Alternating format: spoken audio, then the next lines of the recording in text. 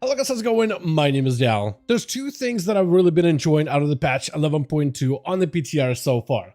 One has just been the number of class revamps and changes, but two are the tier set bonuses they'll be getting in Season 3. Previously, when you get a tier set bonus, it's just one note, very specific bonus, and you have to construct your build and your talents around that bonus to be able to leverage it. But this time around, the choice is within players' hands, as now you get a bonus for every single hero spec that your spec has access to. So essentially every spec in the game, every playstyle is getting two tier set bonuses that will change with your hero talents, which gives you so much more freedom in terms of how you customize your play going forward, but also so much more opportunity for build crafting. So for today's video, I wanted to go over the tier set bonuses coming out to the class of Shaman as part of the videos that we've done over the past few weeks, going over all of these bonuses one by one, going over the visuals, going over the bonuses themselves, how they might actually impact your gameplay as Stormbringer, Totemic, or Farseer, and then going over what I like and what I don't like about these sets and where potentially you might be able to find some brand new gameplay going forward. As always, if you guys enjoy regular class updates like these for the patch 11.2, be sure to follow the channel and subscribe, and also let me know which class you want me to cover next. But otherwise, let's dive right in. So the first thing we can observe about the tier set is the visuals. Let me actually get out of this self-imposed rain that I created. Let me go inside of an inn just so you can see it in a slightly different lighting as well. Yeah, here we go. The actual set, in my opinion, is pretty gorgeous. I'm a fan. I know not everybody is going to be. I've already heard some people say they really don't like the set. If you're a Jedi, you could definitely have the ears clipping with your horns, which is not great. Definitely would want to make some switches, but I love the wolf helm. I love this OG looking Shaman. Almost reminds me of like a vanilla style set. Of course, like, you know, super high quality. The stitchings, the fur, the metal bits, the glowy rune parts. I'm a huge fan of everything. The shoulders and even the plume at the top of the head, but also a wolf head. Like, it does everything that I want a Shaman set to be.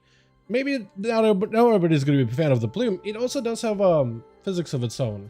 It's a little all over the place. Like, as you move, you'll see it'll do weird physics things. Like, it likes to stand up whenever you back away after it is down. But it's pretty awesome. It definitely is a very notable set.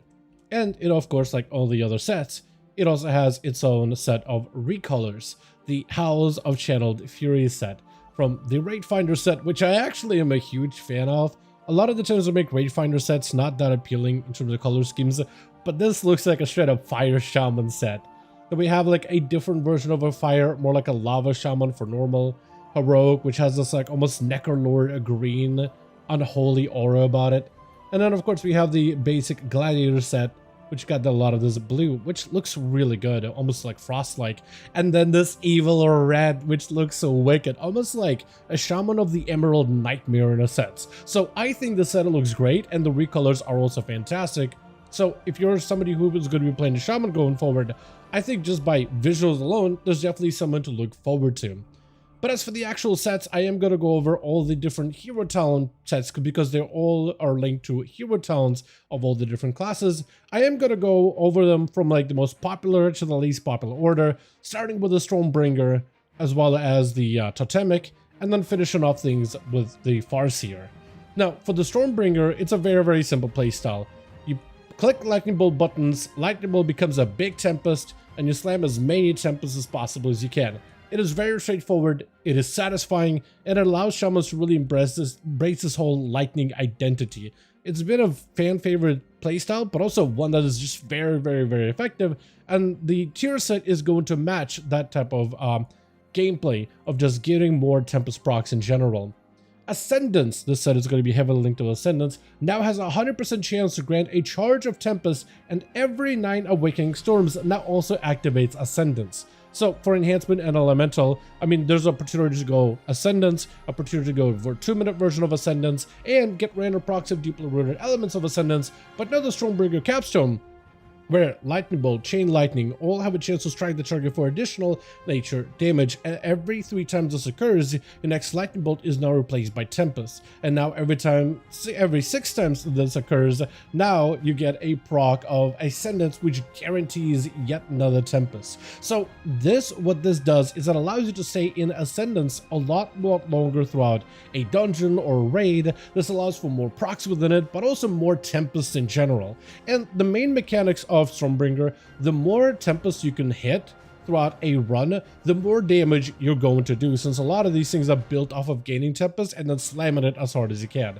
Now the 4 set reads, nature damage is increased by 3%, which isn't amazing, but hey, a nice little bonus. But also Ascendance empowers the next 2 Tempests to now gather a storm above that deals 1.4 million nature damage to its primary target and reduce damage to nearby enemies after 0.5 seconds. But taking a look at one of my early runs, you see how many Tempests got, how many overloads I got. So as Elemental, you are going to be getting overloads. But for Elemental Storms, I did not deal insignificant damage. So now there's a link between you getting Tempest, you getting Ascendances, and now getting the Storm's Eye effect, which adds additional nature damage to the rest of your kit. So all in all, it's pretty straightforward when it comes to the spec of Elemental, and it slightly changes the Stormbringer Elemental from Slam Tempest to do damage to now Slam Tempest to gain Ascendance, so you can Tempest while you Tempest. Like, it's the most straightforward, like, everything culminates around this ability, more things proc this ability, and Tempest now empowers you even further. It is just the easiest way to create and roll with that power fantasy of a Stormbringer Shaman and further amplify it up to an 11. For Enhancement Shaman, the only thing that changes is for Elemental, you would need 9 Awakening Storm procs in order to activate Ascendance. For Enhancements, it's only 8, so technically you are going to be getting more Ascendances.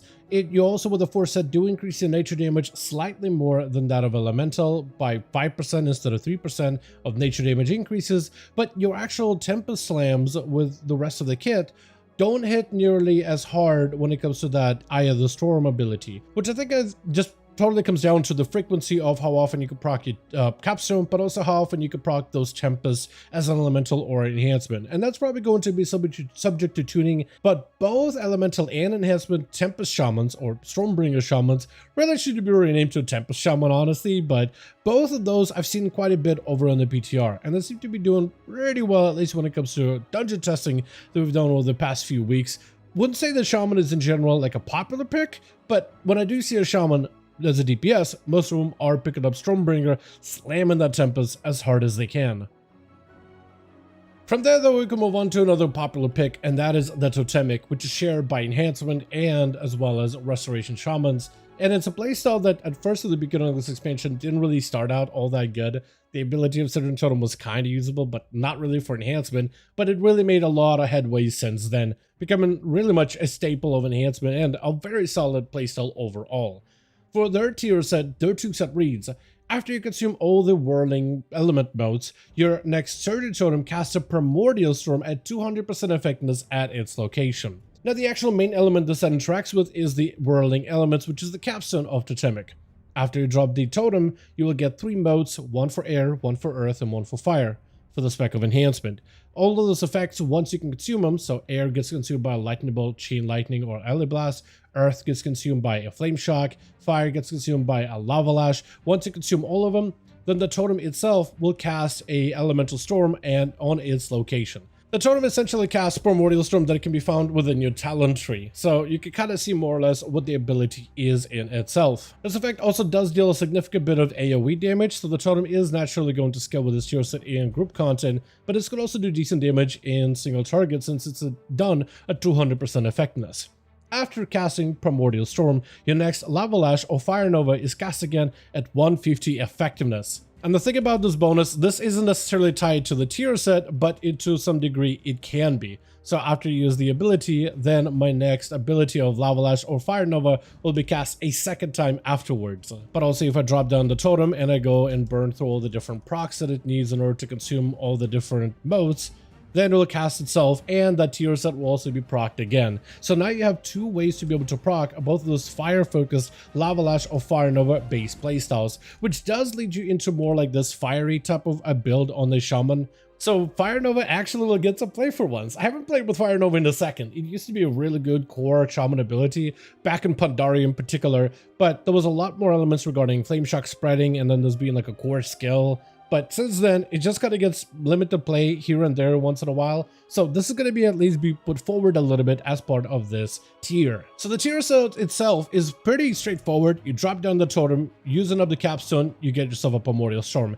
And anytime you get a Primordial Storm, you empower your next fire-based ability. Now this can allow you to create some fantastic procs out of it. Dropping down a totem, using Primordial Storm yourself, proccing the totem, and then being able to get the benefit of the Force twice in a row can give you some significant burst bonuses as a Shaman. Especially since the totemic playstyle allows you to get Hot Hand immediately as a guarantee. And Hot Hand as a playstyle causes your Lava Lash to deal additional damage. And then you can stack it together with other components with the whole Flame Shock playstyle and Lava Lash in order to further empower the damage of that ability, which gives you a very bursty combo that you have at least some leverage of control over anytime you get to drop a fresh new totem or anytime you get to use Primordial Wave. The Restoration Shaman version of the tier set also reads very similarly, but it's more from a healing perspective. After you consume otherworldling element modes, you cast Downpour at 200% effectiveness of your Surgeon Totem's location, and after casting Downpour, your next Chain Heal, Healing Wave, or Healing Surge is cast again at 150% effectiveness.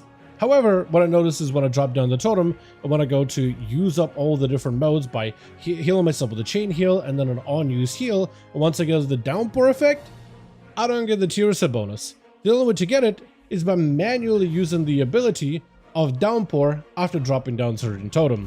So for the spec of Restoration Shaman, there doesn't seem to be any kind of way for you to be able to double dip into that tier set like you can with Enhancement.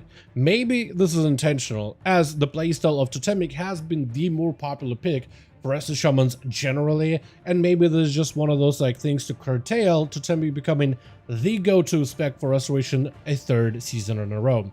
It may still be good on its own, but I could see that maybe either be a bug or an intended mechanic in order to try to make sure that the actual tier set double dipping thing doesn't hit Restoration, as it could potentially make Totemic the only viable pick going forward. So when it comes to Resto Totemic, you actually only get to use that Force set every 24 seconds after dropping a Surgeon Totem and then using the ability of Downpour, which still can give you an opportunity to use the Elemental Overflow effect for that double heal of Chain Heal, Healing Wave, or Healing Surge to be cast again on a ally. But the tier set definitely doesn't feel nearly as powerful as it does for Resto as it is for Enhancement. Maybe this is potentially an oversight and this will be corrected in the future, but that is something that you should note, at least for the time being, with the tier set. A little disappointed, as I was thinking this would have been an awesome effect to utilize basically every 24 seconds with a Downpour mechanic and being able to amp up couple of big chain heals in a dungeon or raid setting. That could be actually insane because you have so many different ways for you to be able to amplify the healing of that chain heal. So getting 2 back-to-back giga chain heals would be insane for Shaman. Now the last tier set we can talk about is the one of the Farseer, which is a pretty simple mechanic. Using certain abilities calls down an ancestor who assists you in combat. It's kind of like a Shaman turret build, and that's essentially what it is. You call down a turret to help you, and they move with you, and as you deal damage they also fire together with you. It's very straightforward, almost like a pet build. But these things just kind of like sentries, they'll just follow you around and they'll keep firing off at targets for you on the road. It's really straightforward, and it's always been funny to me just how much damage these ancestors can do as part of like your overall damage output. With the 2 set, Ancestral Swiftness now summons an empowered ancestor for 15 seconds that deals 10% increased damage and healing, which is very straightforward. Basically, you just get a stronger ancestor, like an additional guaranteed ancestor that's just even more amped up. Now, with this, there's actually an opportunity for you to play instead of Ancient Fellowship. Instead, you can now play into Latent Wisdom, so that your original summoned ancestor can actually be made that much stronger. So now there's a little bit more of a play of like being able to guarantee some additional burst using that tier set. The 4th set, Ancestral Swiftness reduces the cast time of your spells by 25%, the mana cost of your spells by 25%, and increases the recharge rate of lava bursts by 50%. So during those ancestor moments, whenever you have, let's say, a bunch of them up and running, you kind of just want to fire off as many lava bursts as possible. So you can get yourself a bunch of these turrets. These turrets can be made a lot more effective and can give you a lot of guaranteed burst damage every, 30 seconds? Yeah, 30 seconds for a spec of Elemental. which can allow you to get some fantastic burst damage out whenever you really need it. Since you're getting more lava burst procs, this allows you to lava burst, cycle into another ability, lava burst and cycle into another ability, and these ancestors will kind of follow your call as you use all of your effects at the same time, allowing them to have even better burst damage in general based on how many procs that you're able to achieve, which I think is going to be a little bit better and easier in single target because you got these frost shock procs, lightning bolt procs, lava burst procs that all deal single target funnel damage. This maybe is very usable in AoE content too, but might be a little bit harder in general, just because it's not as easy to get a bunch of AoE procs constantly from ancestors, but technically they can do it as well. But to me, this definitely sings true of like this turret single target build, which potentially could be really strong and very bursty. But in overall, the rest of the elemental kit doesn't necessarily do anything to be able to interact with Farseer. It just gives you like a slightly different, stronger version of Farseer Shamans that you could summon, or rather Farseer Sentries that you could summon. So that potentially could result in some decent overall damage. Now, for Restoration Shaman, the tier set is relatively the same. Ancestor Spruces summons an Empowered Ancestor for 19 seconds, dealing 10% increased damage or healing. Normally, that duration is 15 seconds, but these ancestors will scale with Heed My Call. So if you take that, they will actually last a little bit longer with the tier set. For Restoration Shaman, that means with a 30-second cooldown of Ancestor's Witness, that ancestor can now linger for like 19 seconds, which is actually not that terrible. And that ancestor basically will have better overall uptime, which means you'll get a lot of value from the Force set, which not only reduces the cast time of your spells but 25%, so you get like that swiftness. I guess you can invest a little bit less into haste and more into other resources with this playstyle, but also reduces the mana cost of your spells by 25% as well, increasing the recharge rate of your Riptide as well as Lava Burst. So there's been a playstyle that was heavily revolved around Riptide back in Shadowlands, and there's a potential for that playstyle to maybe make a return again when it comes to this update, because technically you can have Riptides spread more Riptides to nearby allies. Riptides can now be scaled to be more effective, and you could also increase the healing over time and the duration of Riptides by quite a considerable bit. And casting something like Healing Rain does allow your Riptide targets to also be healed for an additional amount, and if you can spread them on top of everybody, that could be really good. Then you also have Riptides that can be procced together and be stronger thanks to chain heals. Then you also have Ancestral Awakening, which deals additional healing to somebody for within your raid or party. And also Riptides can possibly proc deeply rooted elements, which proc Ascendance. So there's actually a number of abilities that can interact directly with Riptides, like Flow of the Tides, where Chain Heal can consume Riptides to be empowered. So maybe there's potential synergy to be created off of this like Riptide benefit from the Force set specifically. I think the interesting aspects of faster cast time, lower cost of mana, potentially more Riptides, and also higher uptime of Ancestor could be good if there's numbers behind it. Now, we haven't really seen Farseer Resto work out so far in most of this expansion, especially when it comes to PvE content. It just hasn't really picked up a lot of the popularity so far. However, maybe Season 3 could be a season where Resto Shamans might actually embrace their ancestors with this Riptide focused build. Only time will tell, honestly, but I'm actually excited for a potential of Farseer becoming maybe even somewhat viable. But with that being said, as always, I do want to thank all of you guys so much for watching, and I hope you guys did enjoy the video. If you guys did enjoy it or found it informative, go ahead and give this video a like. I would very much appreciate it. Also, join our Discord community, especially if you want to keep up with any new announcements regarding patch 11.2 classes or any updates regarding Midnight or Legion Remix, which will likely be getting announcements sometime soonish. Let me know your thoughts in the comments, and as always, I'll see all of you guys in the next one.